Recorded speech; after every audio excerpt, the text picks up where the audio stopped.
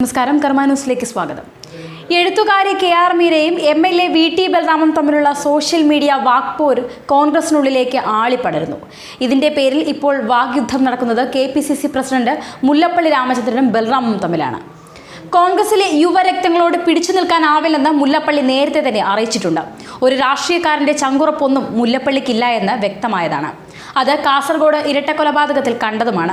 കൃപേഷിന്റെ വീട് സന്ദർശിച്ചപ്പോൾ പൊട്ടിക്കരഞ്ഞു പോയത് കരളുറപ്പില്ലാത്ത മനുഷ്യനായതുകൊണ്ടാണ്. വികാരത്തെ വിവേകം കൊണ്ടോ വിചാരം കൊണ്ടോ മുല്ലപ്പള്ളിക്ക് പിടിച്ചു നിർത്താനാകില്ല. ഇതേ അവസ്ഥയിലേക്കാണ് മീര വേഴ്സസ് ബൽറാം വാക്പോരിൽ ഇടപെട്ട മുല്ലപ്പള്ളിയുടെ സ്ഥിതി. സോഷ്യൽ മീഡിയയിൽ ബൽറാം നിയന്ത്രണം പാലിക്കണമെന്നാണ് മുല്ലപ്പള്ളി പറഞ്ഞിരുന്നത്. കെ.ആർ. മീരയെക്കുറിച്ചുള്ള ദ്വയാർത്ഥ പ്രയോഗ ഫേസ്ബുക്ക് പോസ്റ്റുമായി ബന്ധപ്പെട്ടാണ് യുവ എം.എൽ.എ. നിയന്ത്രണം പാലിക്കണമെന്ന് നിർദ്ദേശിക്കേണ്ടി വന്നത്. എന്നാൽ എനിക്കിഷ്ടമുള്ളതുപോലെ ചെയ്യുമെന്ന് പ്രസിഡന്റിനോട് പറയാൻ ബൽറാം മടി കാണിച്ചില്ല. കാസർഗോട്ടെ കൊലപാതകത്തിൽ കെ.ആർ. മീര ഉൾപ്പെടെയുള്ള സാംസ്കാരിക പ്രവർത്തകരുടെ മൗനം ചോദ്യം ചെയ്ത വി.ടി. ബൽറാമിനെതിരെ കെ.ആർ. മീര പോ മോനെ ബാലരാമ, തരത്തിൽപ്പെട്ടവർക്ക് ലൈക്ക് അടിക്കും മോനെ എന്ന് ഫേസ്ബുക്കിൽ കുറിപ്പിട്ടതോടെയാണ് ഇരുവരും തമ്മിൽ വാക്പോര് തുടങ്ങിയത്.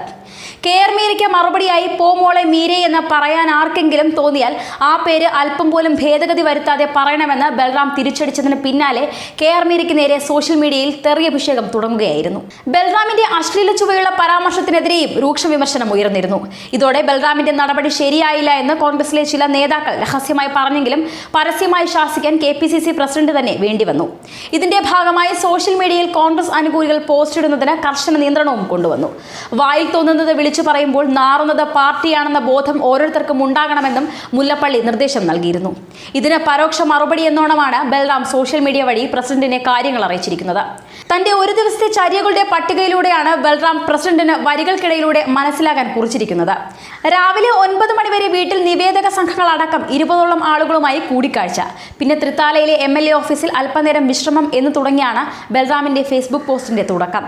വിശ്രമശേഷം ആനക്കര ഗവൺമെന്റ് ഹയർ സെക്കൻഡറി സ്കൂളിൽ എം.എൽ.എ. ഫണ്ടിൽ നിന്ന് അനുവദിച്ച 1 കോടി രൂപയുടെ കെട്ടിട നിർമ്മാണ ഉദ്ഘാടനം.